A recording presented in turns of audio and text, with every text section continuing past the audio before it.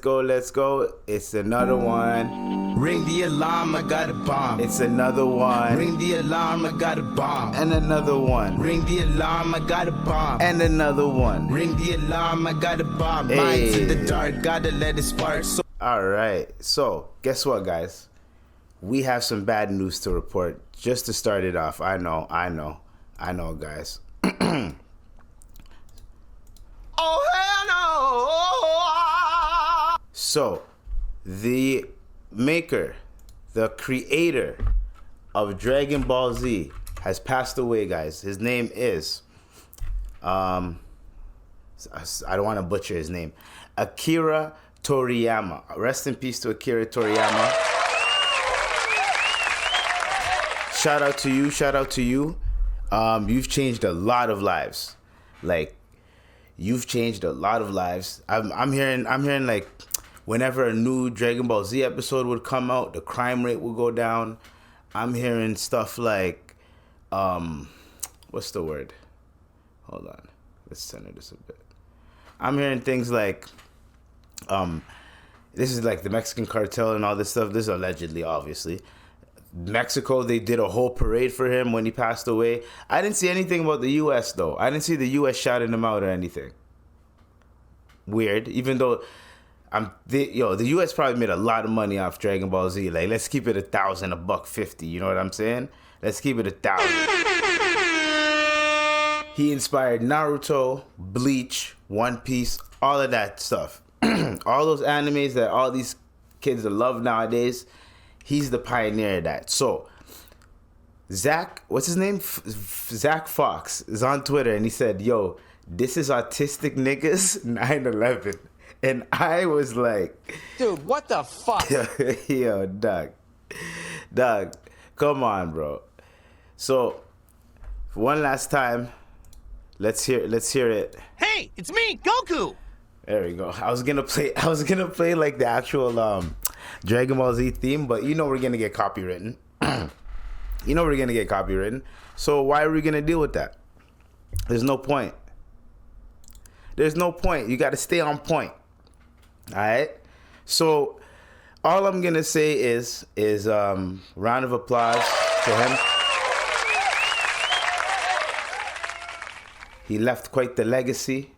Hopefully, you know, his his legacy can live on. I'm pretty sure he passed it down.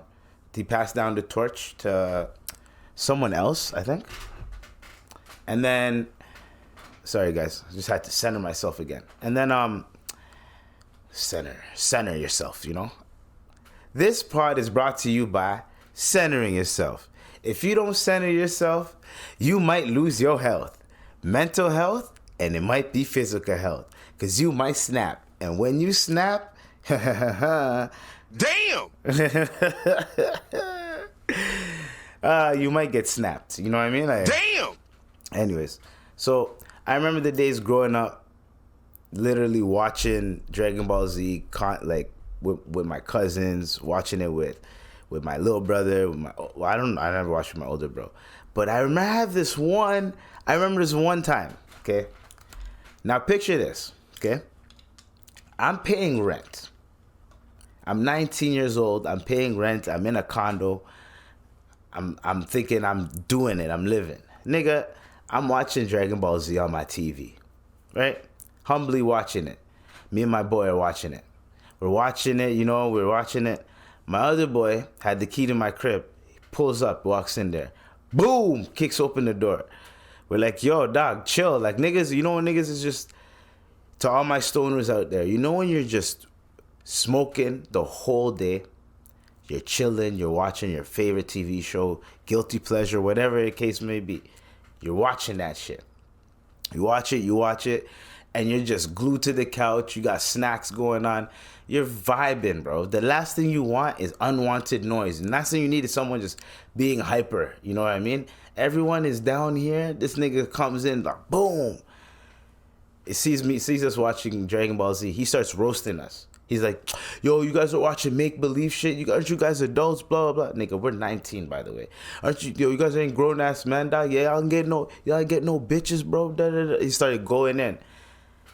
Man, even in high school, I can't bring up you watch anime. Me and my other nigga, we used to go to the corner, like, not go to the corner, but like, when I'd go to his crib, I'd be like, yo, you watch that new episode? Yeah, for real. Be like, yo, you watch that new episode? Be like, yeah, yo, you hear, and we'll talk about it. And if it's like a sick episode, nigga, I'm texting him, even till this day. To this day, my nigga. To this day, I'm telling you. Anyways, so shout out to Akira Toriyama.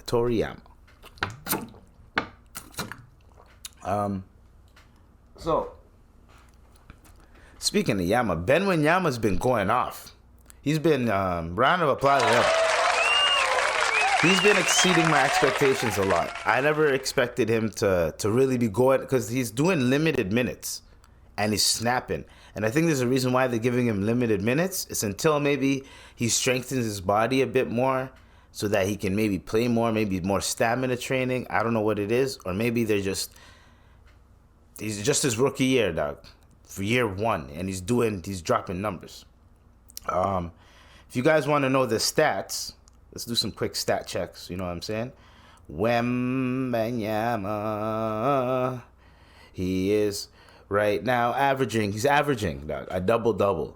20.7 points per game, 10.2 rebounds, 3.4 assists. How many blocks, though?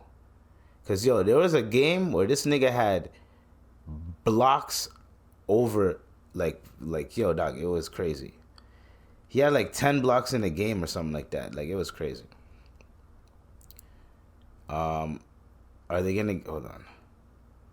Are they gonna give us blocks, bro? They gonna give us blocks, dog? Anyways, but like he's doing like every game. So right now he's averaging, the past 3 games he's averaging 6.5. The past whatever games after that, you could say. That's about 2, 3, 4, 5, 6, 7, 8, 9, 10, 11, 12, 13. So he's averaging about 5 blocks a game. I don't know why they don't have that as one. Like right now, he's averaging about like 5 blocks a game, dog. I don't know if they have it here, but he's snapping. That's all I'm saying. Anyways, so shout out to him too. You know, round of applause to him, you know. He wasn't even on the topic list, but gotta give him a quick shout out because he's snapping. So there is what is this? This one guy, right? Before we finish the segment, this one person thought he was cool. He's like, yo, everyone is crying about this guy, and he drew this person and it was racist or whatever the case. Someone tried to shit on the nigga, right? Like, you guys are praising him and look what he drew, like, you know, one of them liberals, right? Like that, you know, the far left. I've never seen someone get destroyed on Twitter the way this girl that got destroyed on Twitter. I'm talking about roasted. I'm talking about turn the stove on. Turn the stove on. She's getting roasted, my nigga. Yo, dog, I'm talking about my nigga sauteed, flambéed. She got turned into a beef Wellington, bro. Fucking well done, bro. Congratulations. Fuck well done. Congratulations. Surprise, nigga. Like, yo, they destroyed her. And here's the thing. People, you need to be a little bit realistic when you roast someone's appearance. That's all I'm saying. If I try not to roast people's appearance, because that's just how they look, fam. You know what I'm saying? But I'm not, like, when you roast someone's appearance, just be wary. When you roast someone that is loved, you have to be self-aware of how you look. If you think you could have all the pride in the world, yo, I love myself, I love how but be self-aware where you are on the internet totem pole. In the life totem pole, you're fine. Do whatever you want. You can be as confident as you want. But on the internet, in the internet.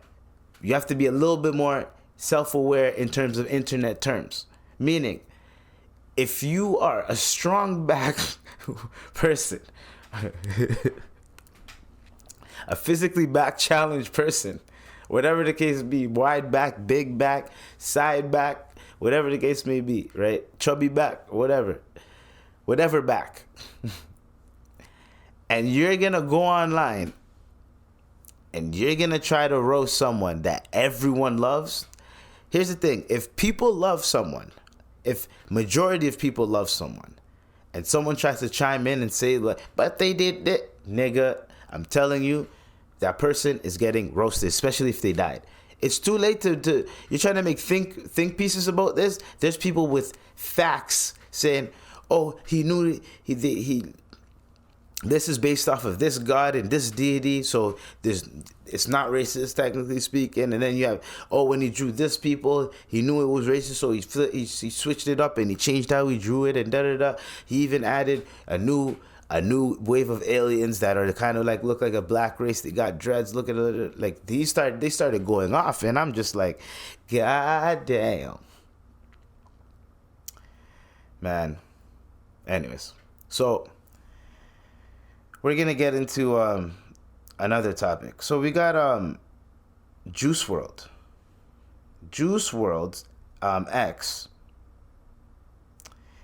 Ali Lottie is selling a bunch of shit. Now, at first I thought this was fake.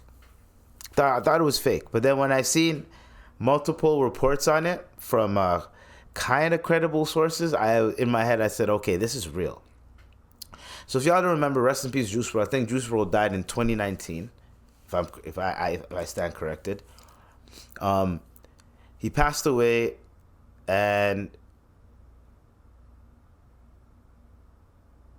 his girlfriend is, see, here's the thing. The reason why I paused so long is just it's mind-boggling to me how some people don't see the optics of their actions and how it looks. You know what I mean? You are under a microscope because of the fact that you were involved with Juice WRLD. Everyone is going to watch your every move till the day you die. Sorry. That's just what it is. When you pass away, oh, Juice WRLD's ex-girlfriend did it. If you get sick, if you get married, if you have a kid, Juice WRLD's ex-girlfriend, like, literally, that's what's going to happen, right? You're clicks, right? She's selling another batch of Jay's shit. So not even I'm selling Juice WRLD stuff, some of Juice WRLD stuff to his fans. Another batch of Jay's shit. Need money for my BF's bail by Monday. You need money for your BF's bail by Monday? Are you serious? Damn! Dude, what the fuck? Bruh. Are you guys hearing this? Are you serious? Oh, hell no! This is a sick Negro. So, here's what's on the menu, okay, guys? We got serious buyers only. Supreme Boxers, $200. Mystery Dirty Laundry Pack, 1 of 1. $2,500. 1 of 10, my bad. Preserved Juice Dread, $100. Special deal, 10 for $9.99, which is $1,000 basically. Dalmatian Supreme Tea, $550. 1 of 1. SO Yellow Puff Jacket, 12.5K. Regular Tooth. What the fuck? Regular Tooth, $100. Sharp Tooth, $250. And Molars, $1,000. 1 ounce vial of Juice's Juice, $10K. Thanks, guys. I work really hard for what I have right now. Life is great. Okay. First off, you must be a grimy, slimy fucking person to sell your dead ex-boyfriend stuff. Not even to just sell it on the low or something. Or whatever you have to do, but just sell it publicly like this.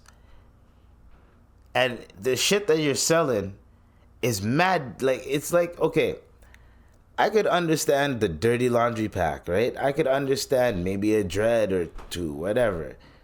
I don't know how you still have his dreads. I can understand the t-shirt and the jacket. But his teeth? His teeth. And his juice? Like what? Pause. What are we doing here? I like to inquire about this and I like to understand. Like, what are we doing here? Because it makes no sense to me.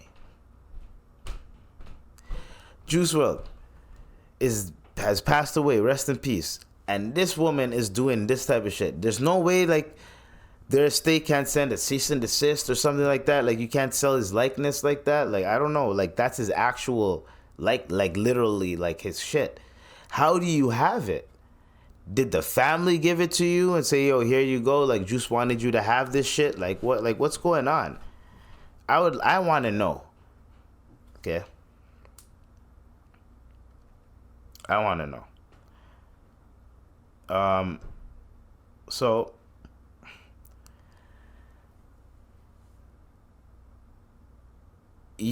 I feel like the Juice's Juice shit is capped because unless you, like, have it in a sperm bank, then that's the only way. But maybe he did put his shit in a sperm bank and she has access to it before he died. That's possible. It's the only way I could see it. I don't know why I'm thinking about it, but I shouldn't be. Weird. Anyways. So, all I'm saying is she's foul. She shouldn't be doing this shit. There's nothing that I could say. There's nothing that I could do about it. What else are we going to do? You know what I mean? The only thing that I could say that would make sense is that maybe this boyfriend of hers either been doing a lot for her or does a lot for her, and she has no income, no nothing, and no way of getting money, and the only way she can do it is by, maybe, I don't know, maybe that's the last resort. However, I don't know, man. This shit is complicated to me, brother. Like, this shit is really complicated to me.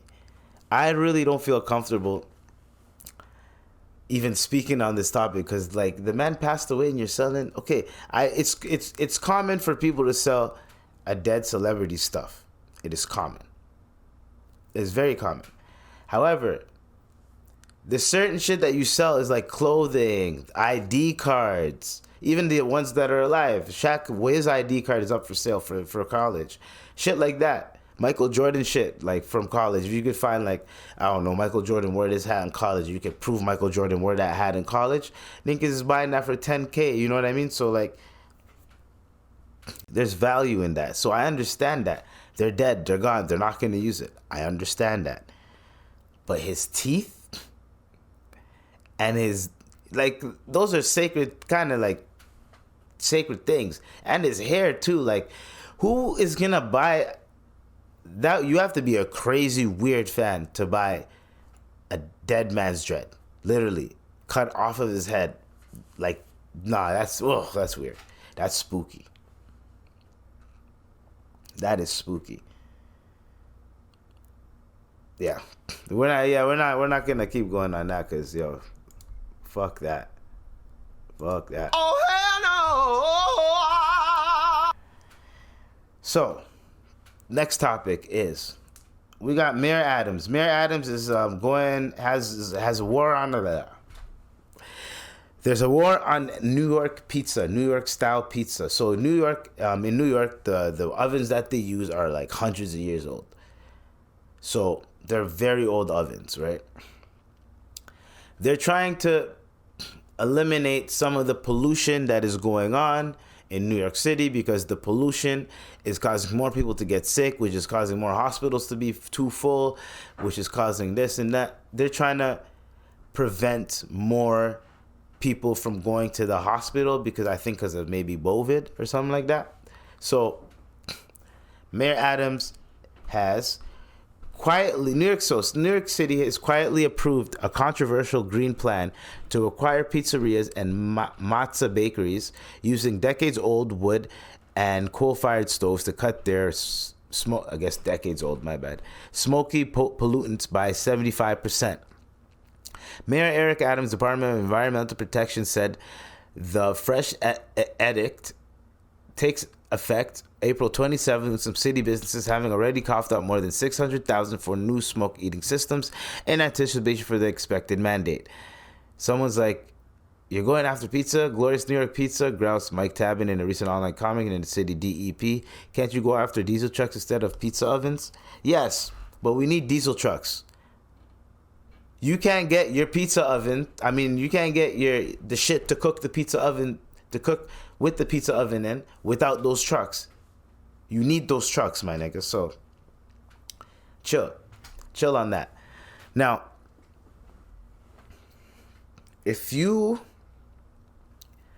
I guess we'll see what happens, because pizza lovers and some entrepreneurs went bonkers when the Post first reported on the proposed rule last summer, worried that the dough needed to comply with the measure would put beloved spots out of business, or at least affect the taste of their tomato and pizza slices. But Adams has defended the mandate for the Big Apple, which has recently named the most expensive city to get a slice of pizza in the country.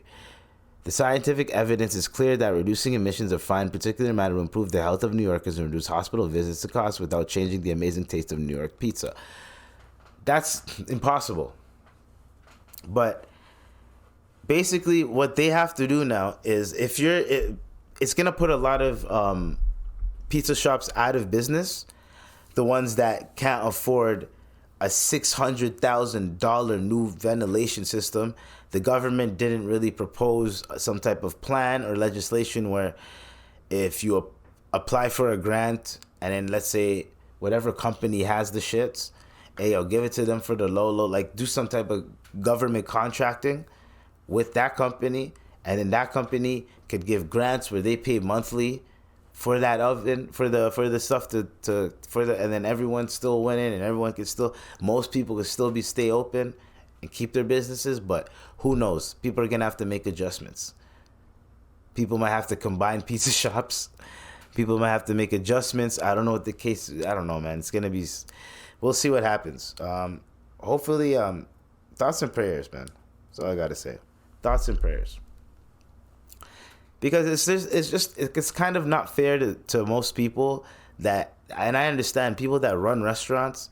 Some of them are just owners that are just trying to run something and have something that's just theirs, that they own, that they can pass down to their children. And even if their children want to sell it, at least, you know what I mean? Like, they have something that they pass down, or maybe, like something. You want to leave something, right? So I could totally understand people being frustrated behind those causes.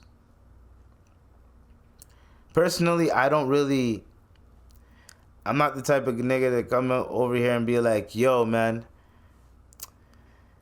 I've never had a New York slice pizza ever. So I really wanted to go and try a slice, but now it seems like the only way is if I try a slice is if I rush over there in the next month. But I can't get my passport done in a month.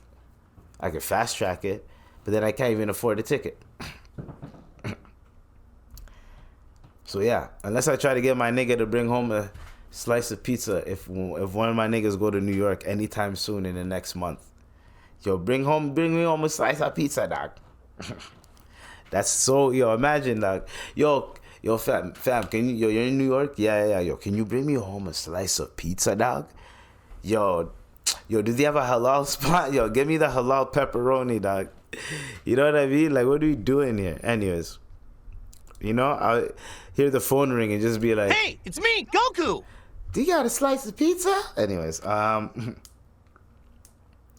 so for the most part, when we go hard, gotta show up.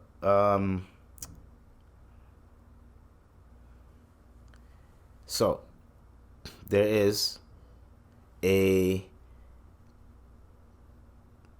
Micheal Jackson story that came out. Now I gotta find this story though. Okay. Once I find it, I think I found it. Yeah, I did. So there's this little thing going on, right? This guy named Ian Carroll. He went in depth into some Diddy shit, Micheal Jackson, and it's a little conspiracy, and I know YouTube has their what's the word called? Their anti-conspiracy. So this is not this. I don't believe in it, but it's just something to think about. You know what I mean? So I was gonna play it just for everybody because this also for some reason it ties in to the BIG murder that happened. Okay, so I wanna can we, you know what I'm saying, this we're gonna have a little bit not fun, but I'm saying like this is just interesting to me, very interesting to me how it worked out, you know, and hopefully we could gain an understanding. Okay, all right. Some conspiracy theories are back on the table. P. Diddy's sexual blackmail ring puts Michael Jackson's whole life story in a whole new light. So this new lawsuit just came out that shows tons of evidence that P. Diddy, Puff Daddy, has been running a sexual blackmail operation very much like Jeffrey Epstein, but in the rap and music industry for basically 30 years. Allegedly. And in that lawsuit, we learned that his head of security while he's running the sexual blackmail ring is this guy named Fahim Muhammad. All right, pause. This nigga was 20, I think that he's going to say who, before working for Diddy, was the head of security for Michael Jackson when he was only 21. And that same nigga, I think he's the little brother of the nigga that got accused of shooting Biggie, allegedly. You see, all connects, you know what I'm saying? But I'm just saying all of this is alleged. And he was one of the first people on the scene when Michael Jackson died. And before... Isn't that weird, though? Isn't it weird how some shit is just, like, connected like that? Like, nepotism and, like... It's just, to me, it's a little bit odd, right? We go to Michael Jackson. The most important part of the Diddy case to bring across is the fact that the record executives at the very top knew what P. Diddy was doing. They were attending the parties with underage girls where they were spiking drinks. They were deeply involved in Diddy's personal life.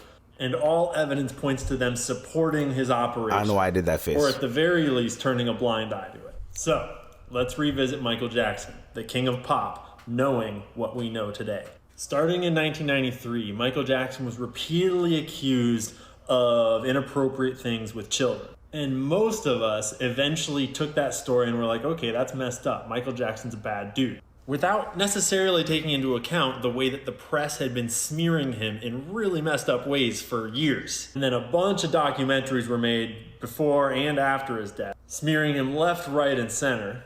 But the Diddy lawsuit directly points out and reminds us that the people that own the record companies also own the media publishing businesses that can print the tabloids. Now that is where things get interesting, you know what I'm saying?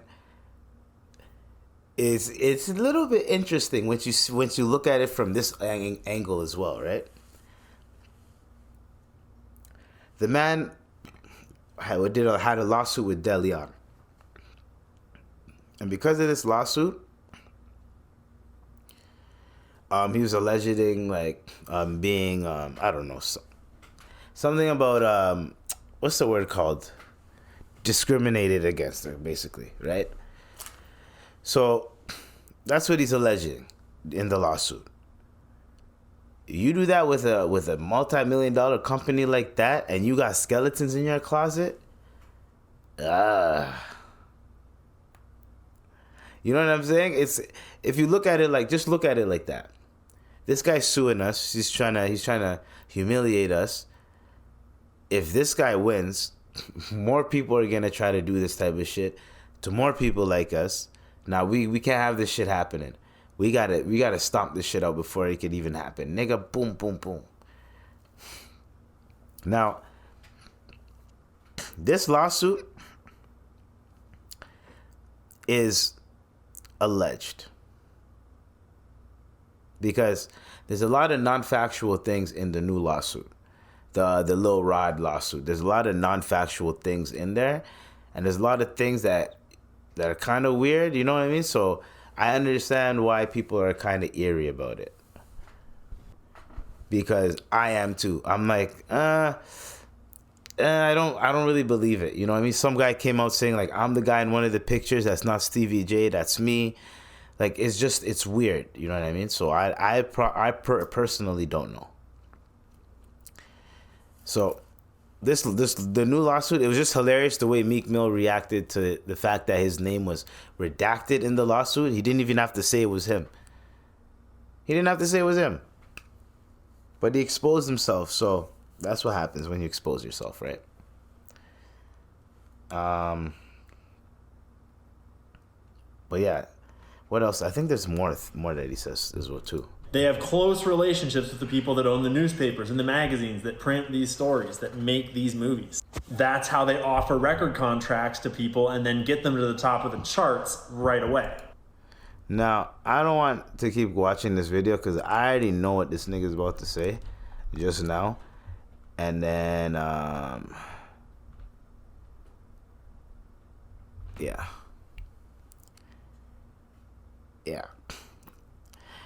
He's going to get in depth on a certain topic that I'm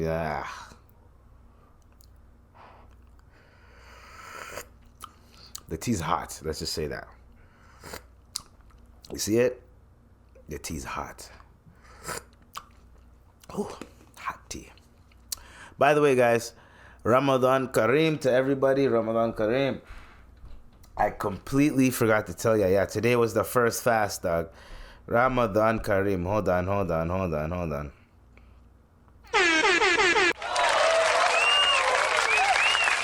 So, this Ramadan was a good one so far. First day. The only thing is like, you have to get over the hunger pains that you get. The first couple of days you get like hunger pains, but they go away.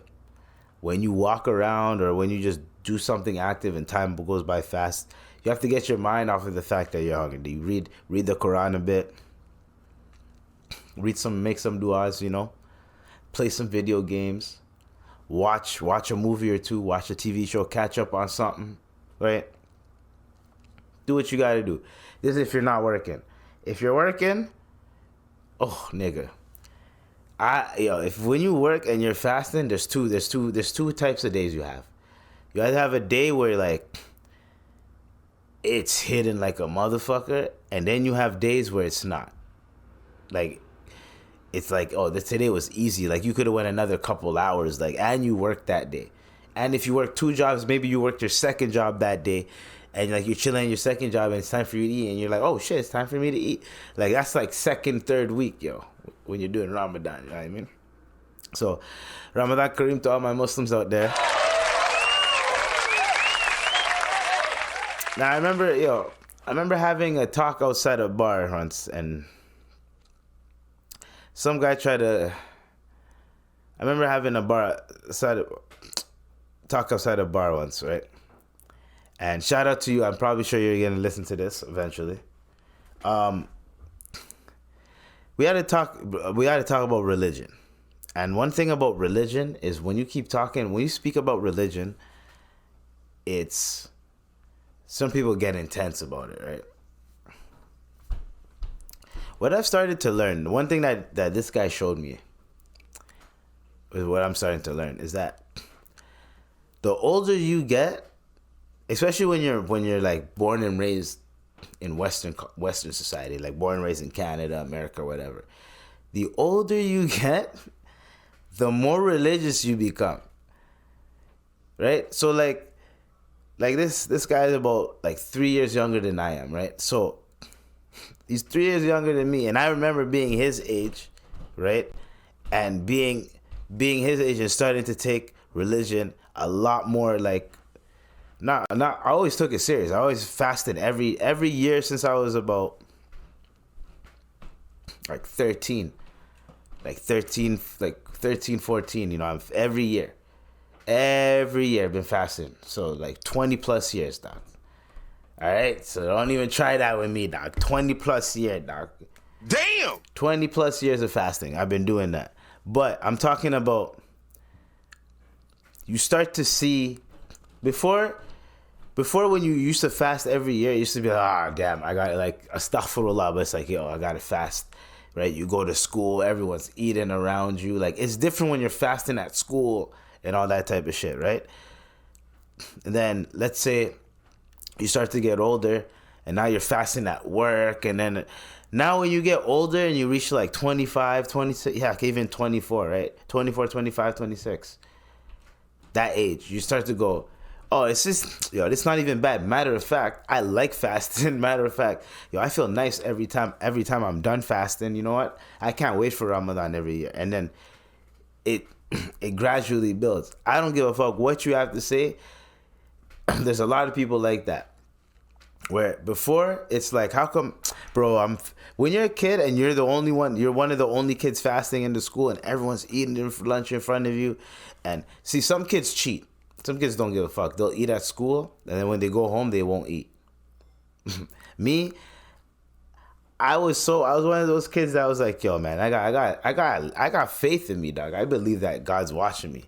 So if he's watching me, I almost said this nigga. If I said, yo, dude, what the fuck? If he's watching me, there is no way in hell I'm gonna even try to cheat and then try to go home. I'm a very, very bad liar.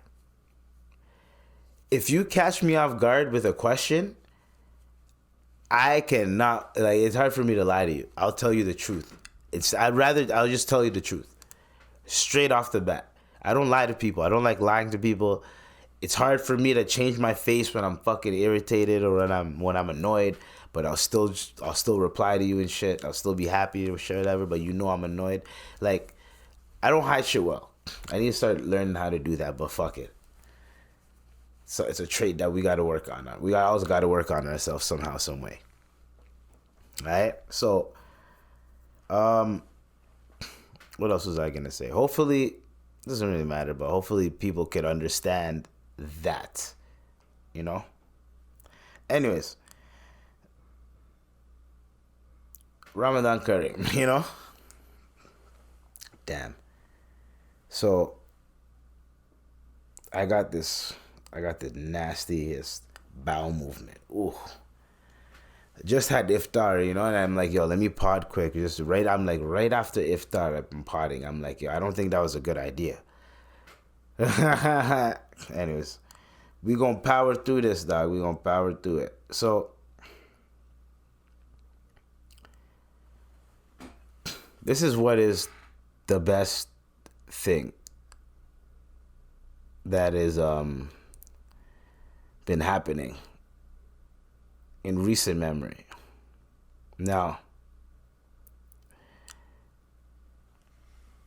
I remember the days not too long ago when I was calling out the whole sports betting shit and how it's fishy that the NBA, NFL, MLB, they're all sponsoring sports betting spots and shit. Sports betting apps and all this type of shit, like FanDuel, Prize Picks, DraftKings. What else is there? There's so many of them.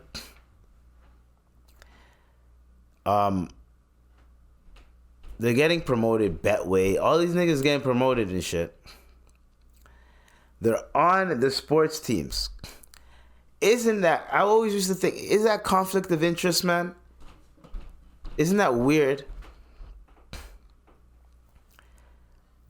That's like, so when the MGM has their own sports app. So it's like, I'm saying, like, it's just weird to me. Imagine if, I don't know, you buy a lottery ticket and you buy a lottery ticket and you can also, I don't know, and you work for the lottery. I don't know. Can you buy a lottery ticket if you work for the lottery? If you're a high up exec at the lottery company, you know what I mean? But like, that's what it is. It's like people watch your app. If you have a gambling addiction, and you're watching the game, and let's say you don't even want to bet on the game, you can still bet on the game. So you're watching the game. Let's say you just have the app just in case, right? When you have like a quick $10, you throw it in there. But you're a gambling addict.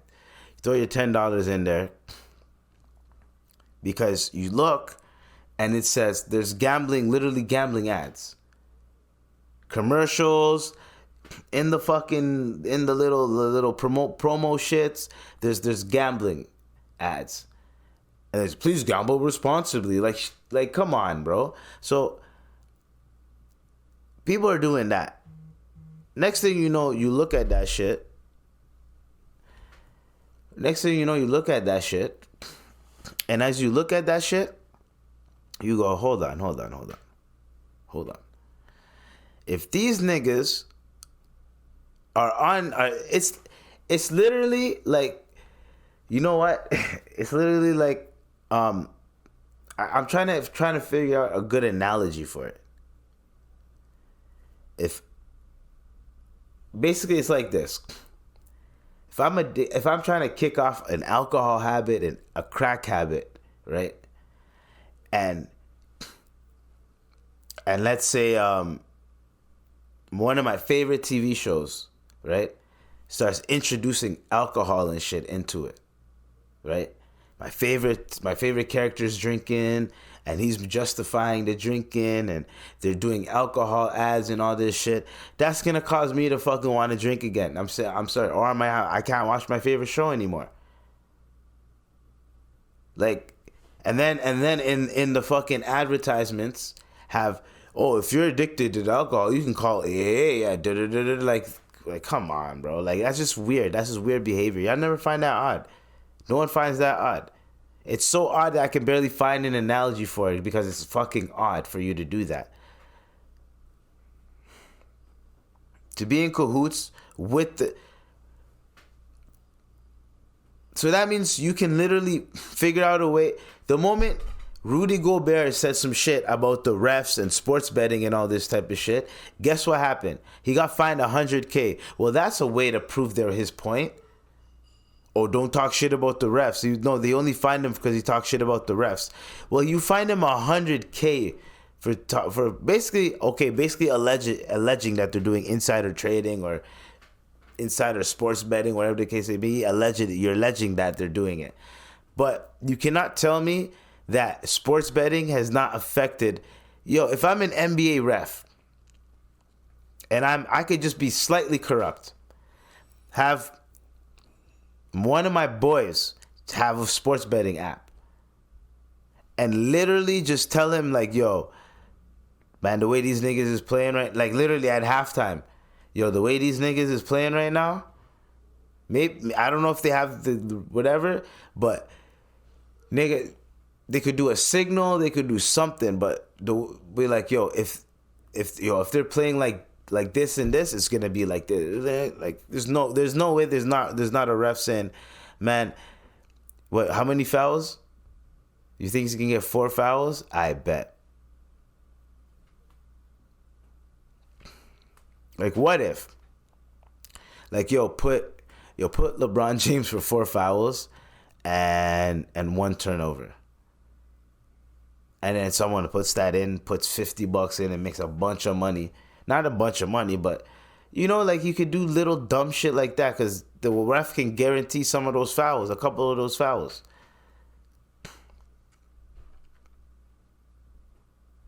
Anyways, we're alleged. This episode should be called Allegedly, dog. Allegedly.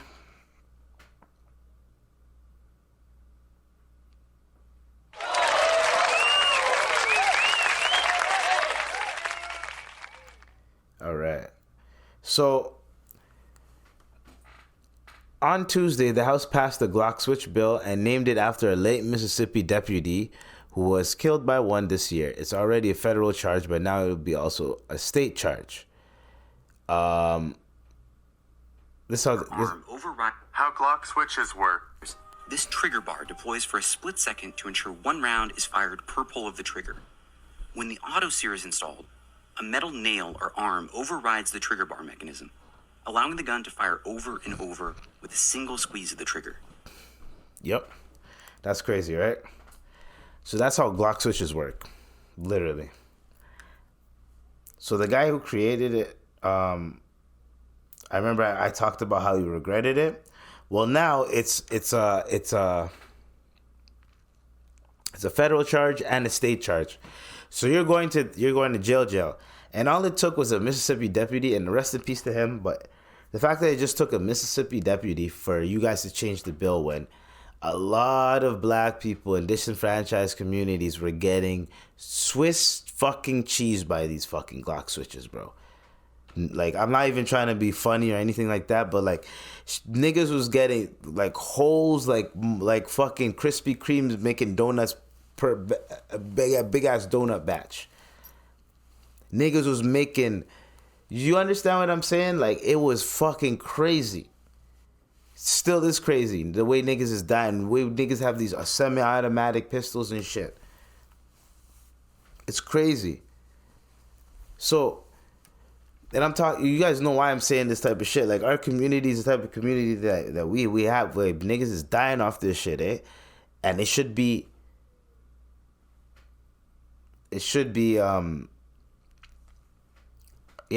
state charge and a federal charge, bro. Whatever, like, it's just because it's, for what reason, bro? What reason do you need to dump that many? Just get an assault rifle then. But you know, you can't really carry an assault rifle. But you can get a mini Draco. I don't know, man. I'm not a gun guy. And if I could, I'd have a couple, but I'm not really a gun guy anyways. You know what I mean? That would be like, and plus I'm in Toronto, like in terms of like downtown. In terms of like walking around with that shit is just a magnet for fucking bullshit. For some reason, you're better off just doing your own thing, nigga, working like I do, paying your taxes, and leaving shit, staying out the way, bro. Nigga, fuck that. I got work tomorrow. I'm not trying to deal with no one's bullshit, bro. You know, like, nigga, I ain't trying to deal with no one's bullshit, man. Bro, niggas got switches nowadays, bro. Niggas ain't playing, dog. It's crazy out here. Niggas is not playing. And now it's just, you just have to be at the wrong place at the wrong time now. It's no longer just like, oh, you're caught up in it. Sometimes you just have to be at the wrong place at the wrong time. I want to be lambing that. I hope it's not going to be any one of you watching. It's not going to be me. It's not going to be anybody that we know. Anybody that's watching, you know. But I'm just saying, like, it's just crazy how these niggas have these type of guns, and it's like, yo, bro, you can't get away from that. Like, you can't run away from that. There's, like, I don't know how, like, there's probably a tactical way to run away from that, but you have to know the information on how to run away from that before you run away from that. That's that type of shit.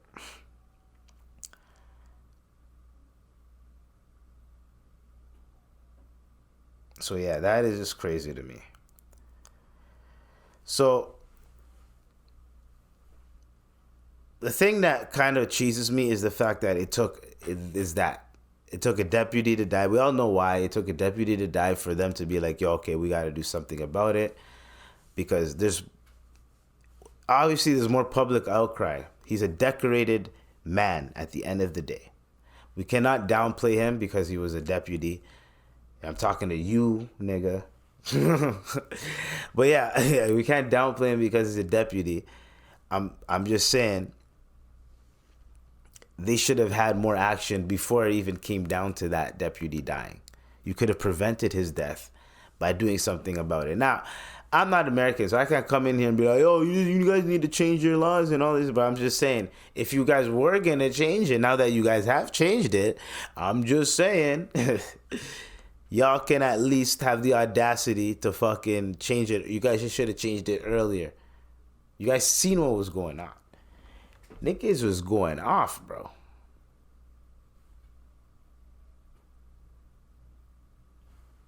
Like, what do you want me to do? Niggas was going off, my guy.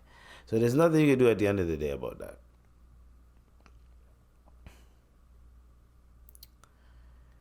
Like, a lot of people are just, I don't know. It's crazy out here.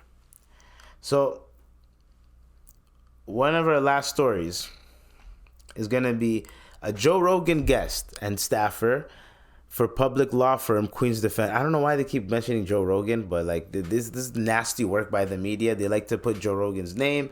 If one of his guests goes AWOL, does some next shit, they like to put his name into shit. Anyways, Sheldon Johnson, a staffer for public law firm Queen's Defenders, arrested for murder after a severed head was found in an apartment. According to the victim's neighbors, they could hear him pleading with Johnson before 2 shots rang out. Police found in the apartment a human torso in a blue bin and a head in the freezer. Surveillance footage shows Johnson arriving at the apartment with the blue bin. He showed up multiple times in different outfits. "Please don't, I have a family," the victim yelled, according to the neighbors, before he was killed. Johnson is a criminal justice activist and previously joined Joe Rogan on his podcast. He also appears to know District Attorney Alvin Bragg. On the podcast, Johnson spoke about his time in prison as he advocated for criminal justice reform. Johnson also spoke about changing his life around. Anyways, yeah, this is a wild story. I just wanted to talk about how it's kind of crazy to me how, like, you never know who you're speaking to. And I think it's disgusting that the media, what the media does is they like to connect. So if a big story happens, who's he related to? Who's he connected to? Search him up online. You do a quick Google search, boom, his name pops up. Oh, he was on Joe Rogan. Joe Rogan. It's like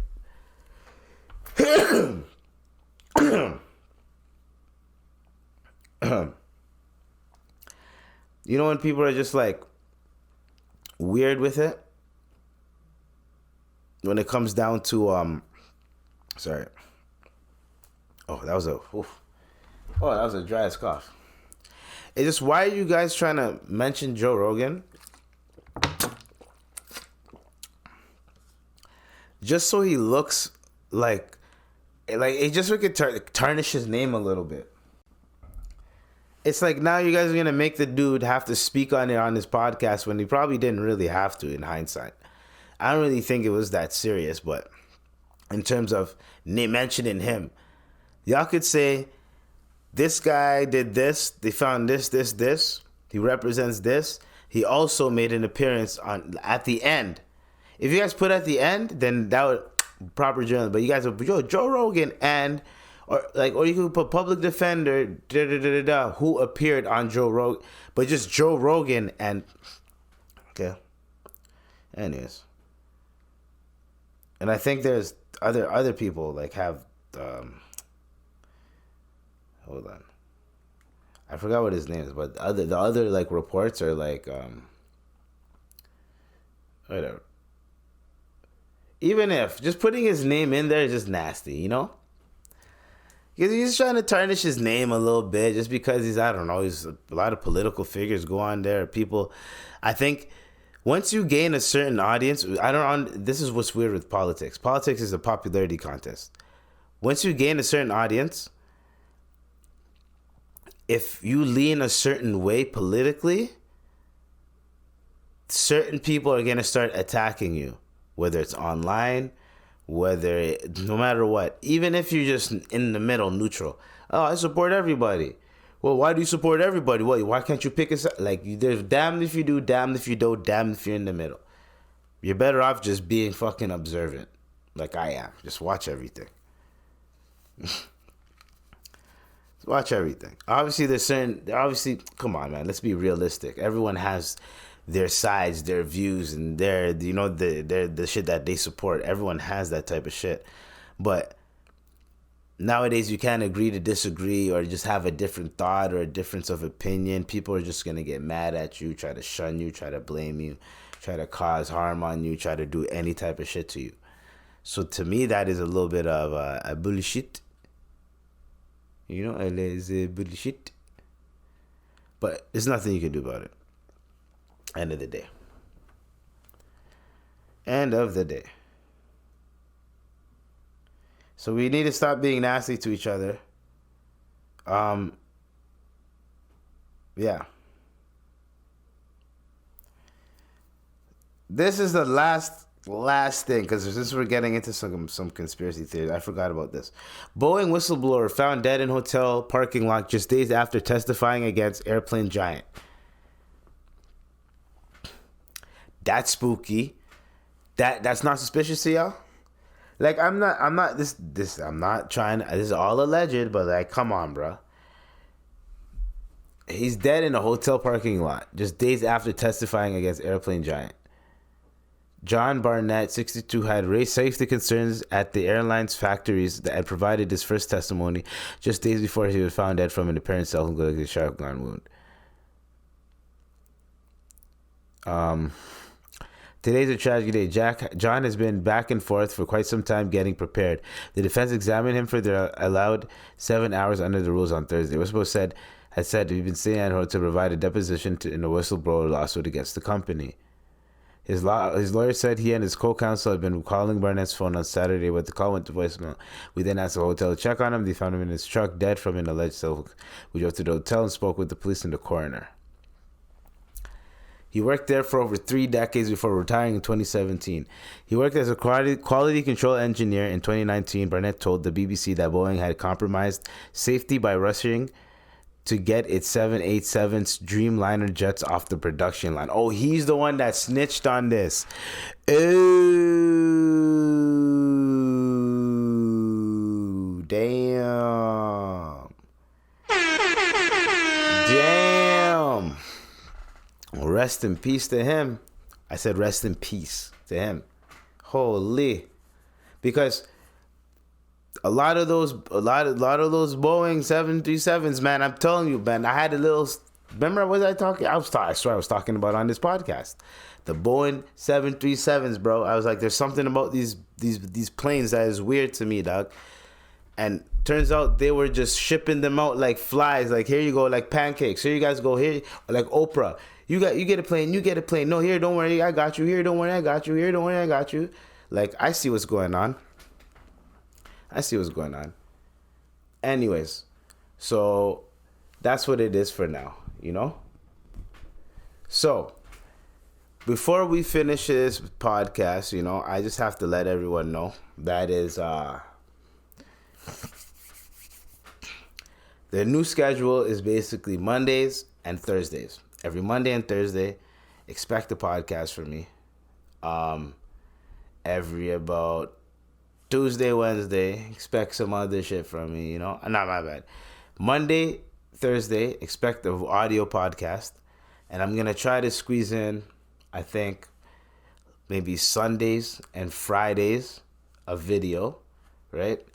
And then I'll try to do Wednesday and something. I'll do some gameplay. You know what I mean? I'll drop one gameplay video every Wednesday. So that way you get 2 podcast videos.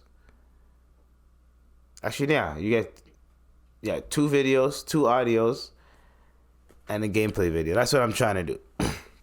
That's my main focus. I might add another gameplay video, but that's just my main focus right now. I have no other fear when we come near. All right, so that was the episode. Thank you for coming through live from downtown Toronto. You already know what it do, what it is, what it do, what it do, what it is, and I think we is done. All right. So, if you see a UFO in the air, comment, like, and subscribe, and let me know. Let me know. You can see my email in the description down below. Nah, for real though. For real. Hey, hold on. Nah, for real. If you see a UFO or anything like that, bro, let me know. Let me know.